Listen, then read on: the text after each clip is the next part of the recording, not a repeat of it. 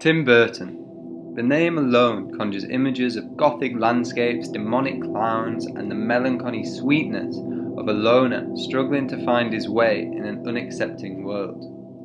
We can see by looking only at Burton's animated wonders, there is a constant theme throughout, that of loneliness, a protagonist who has not found their place, lost in a sea of their own thoughts, wondering where they truly belong. Burton's lonely, rebellious, monstrous protagonists roam the earth because they are unable to fit into the normalizing tendencies of society and become part of the crowd.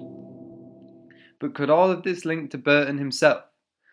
Is Burton using a subtle, self-reflexive style throughout all of these films to make a comment that he himself is the outsider? Even though Burton has found success in the world of film, I suggest he still sees himself as an outsider. Outside of what though? Outside of the norm, outside of the mainstream, and outside of society. Burton often discusses his work freely and is open to any questions posed his way. For instance, That's why I don't use much technology and don't text or email or You don't? not too much. No, I don't. I do.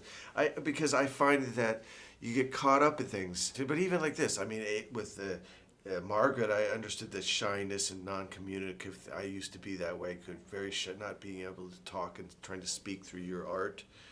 So, I mean, I think as a director, I think you try to relate to whatever you're doing, whether it's created by you or it's property presented to you from a studio or a book or whatever. You try to find something of yourself in each thing. it cannot be a coincidence that within all of his animated films, the protagonist shares the same values and problems with one another. In Frankenweenie, we see a young man, Victor Frankenstein, who is cast a nerd and outsider at school with only one friend, his dog, Sparky. In The Nightmare Before Christmas, we see Jack Skellington struggle immensely with where he belongs, feeling he does not fit into the society he was made for, wanting happiness rather than fear and terror.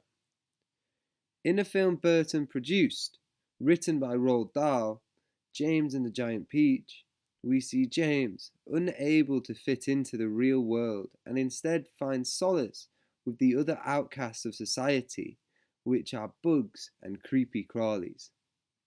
What is interesting about this is it shows even with the films Burton has not created or directed, that he still drifts into working with films that focus on the outsider and those who simply do not fit. Let's compare the first animated movie Burton made with his newest venture. Vincent, released in 1982, is Burton's first stop animation film, which follows a young man who believes he is a tortured artist, so much so he gets detached from reality and sees himself as all alone. On to Burton's next venture, Dumbo.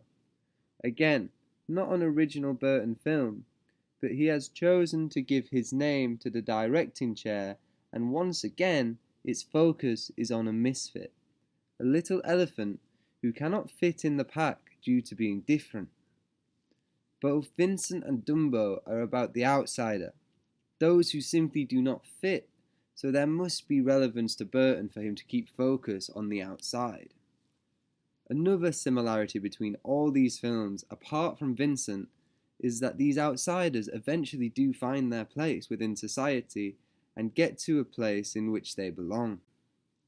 Much like the narrative arc of all Burton's animations, parallels can be drawn with Burton's own life, an artist who saw himself as an outsider, with his own unique style that has overcome the differences to become successful and create a place in which he belongs. All of Burton's animations are reflexive on his own life, and each protagonist share qualities with Burton himself. That's what makes his style so unique and visible. Burton was once an outsider from the rest of the world, but now people wait longingly for the next installment in Burton's film universe. His own world has become desirable, and now We are all outsiders to it.